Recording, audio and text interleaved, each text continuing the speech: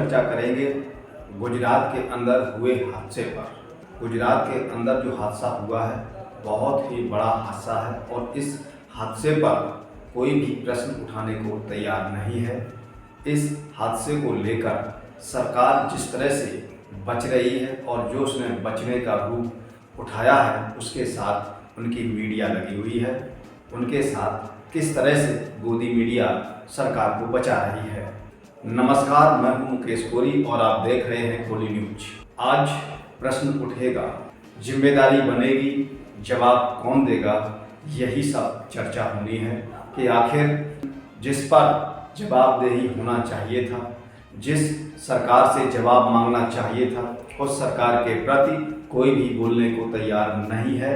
गोदी मीडिया बिल्कुल भी तैयार नहीं है और अगर कोई भी मीडिया वहाँ को उस सच्चाई को दिखाना चाहती है, जैसा कि आप स्क्रीन पर देख रहे हैं, जिस अस्पताल के अंदर प्रधानमंत्री जी घायलों को देखने जाएंगे, वहाँ पर जो आप स्क्रीन पर रिकॉर्डिंग देख रहे हैं, जो रिकॉर्डिंग मीडिया जो सच्चाई दिखाना चाहता है उसको किस तरह से पुलिस के कर्मी नीचे उतार लाए हैं। तो ये आप देख रहे हैं कि आज के समय में जो सरकार कर रही है उसके साथ प्रशासन, उसके साथ उसके अंधभक्त और गोदी मीडिया उनका साथ दे रही है। लेकिन प्रश्न उठना जायज़ है कि जवाबदेही किसकी। गुजरात के अंदर चुनाव है और ठीक आज से वर्ष 2016 में पश्चिम बंगाल के अंदर भी चुनाव था और उस चुनाव के अंदर किस तरह से गोदी मीडिया ने वहाँ पर जो पुल गिरा था, जो वहाँ पर सरकार की बखेड़ियाँ उखेड़ी थी और वहाँ पर किस तरह से प्रधानमंत्री नरेंद्र मोदी जी को स्थापित करने का प्रयास किया था, आज वो गुजरात में देखने को नहीं मिला।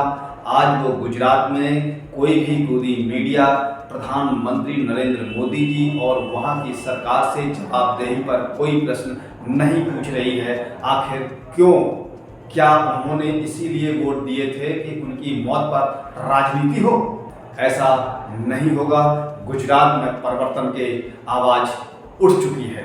आप स्क्रीन पर देख रहे हैं, ये वो पत्रकार हैं जिन्होंने अपनी पत्रकारिता की सारी हदें पार कर दी हैं। इनको जनता की दुख से, जनता की मौत से कोई लेना देना नहीं है। ये पत्रकार सिर्फ और सिर्फ भक्ति में लगे हुए हैं। तो अब हम आपको एक वायरल वीडियो है जो 2016 में पश्चिम बंगाल के चुनाव में देश के प्रधानमंत्री नरेंद्र मोदी जी ने वहां पर पुल गिरने पर जो ममता सरकार को लेकर जो ममता दीदी पर जो प्रश्न चिन्ह खड़ा किया था, आज उस प्रश्न चिन्ह में उन्होंने गुजरात के अंदर अपनी ही पार्टी के मुख्यमंत्री पर प्रश्न चिन्ह क्यों खड़ा नहीं किया, ये भी प्रश्न बनता है और इसकी जवाबदेही कौन देगा। ब्रिज टूट गया, ये एक्ट ऑफ गॉड नहीं, ये तो एक्ट ऑफ फ्रॉड है। फ्रॉड एक्ट ऑफ फ्रॉड का परिणाम है। ये एक्ट ऑफ गॉड तो उस मात्रा में जरूर है क्योंकि चुनाव के दिनों में गिरा ताकि पता चले कि आपने कैसी सरकार चलाई है। इसलिए भगवान ने लोगों को संदेश दिया है कि आज ये ब्रिज टूटा, कल ये पूरा खत्म कर देगी, इसको बचाओ। ये भगवान ने संदेश भेजा। ये भारत की जनता, 130 करोड़ की जनता पूछ रही है कि इसकी जवाबदेही किसकी है। मोरबी पुल कोई ऐसा वैसा पुल नहीं था, वो एक ऐतिहासिक धरोहर थी। 1887 में पुल बना था। वो ऐतिहासिक धरोहर को किस तरह से राजनीतिक इस्तेमाल में कर दिया और उसका ढहने का किस तरह से जनता के ऊपर आरोप मर दिया। लेकिन किसी ने ये पूछने की हिम्मत नहीं की कि वहाँ पर जो भीड़ बढ़ी थी, जब पुल में जितनी क्षमता थी उस क्षमता से अधिक लोग कैसे पहुँचे, इस पर भी प्रश्न खड़ा होता है, जिसकी जवाबदेही कौन देगा। सरकार देगी या वहाँ पर कंपनी देगी जो वहाँ पर लोगों को बुलाने के लिए 17 और 12 रुपए का टिकट जारी कर रहा थी। आखिर इन टिकटों के माध्यम से भीड़ वहाँ पर किसने इकट्ठी की, ये जवाबदेही भी सरकार की बनती है, जिससे सरकार बच नहीं सकती। और जिस तरह से इस पुल का जो टेंडर हुआ उसका कोई लिखित आंकड़े, इस टेंडर का कोई लिखित सबूत भी नहीं है। इसको किस तरह से दिया गया, क्या हुआ, इसकी कोई जानकारी नहीं है और ये टेंडर एक घड़ी बनाने वाली कंपनी को दिया गया। तो इस पर दिल्ली के सीएम केजरीवाल ने क्या कहा, आप ये भी सुनिए। जो सारे तथ्य निकल के आ रहे हैं वो ये कि ये एक बहुत बहुत बहुत बड़े भ्रष्टाचार का मामला है जिसको अब दबाने की कोशिश की जा रही है। एक घड़ी बनाने वाली कंपनी को पुल बनाने का ठेका क्यों दिया था? पहला प्रश्न तो यही उठता है। दूसरा प्रश्न ये उठता है कि उसे किसी तरह का कभी एक्सपीरियंस नहीं था पुल रख रखाव का या पुल बनाने का। बिना टेंडर के उन लोगों को क्यों दिया गया? इसका मतलब उनके किसी ना किसी के साथ रिश्ते हैं। तीसरी चीज़ ये आ रही है कि ये पुल उनको 12 महीने में या 6-7 महीने 7-8 महीने में पूरा करना था। उन्होंने 5 महीने के अंदर जल्दी से पूरा करके घटिया बना के और इसको जारी कर दिया। और अब ये जो एफआईआर भी दर्ज हुई है, एफआईआर के अंदर ना तो कंपनी का नाम है ना कंपनी के मालिक का नाम है। आपने सुना, यहाँ पर केजरीवाल जी ने स्पष्ट कहा है और भ्रष्टाचार का एक नतीजा का परिणाम है।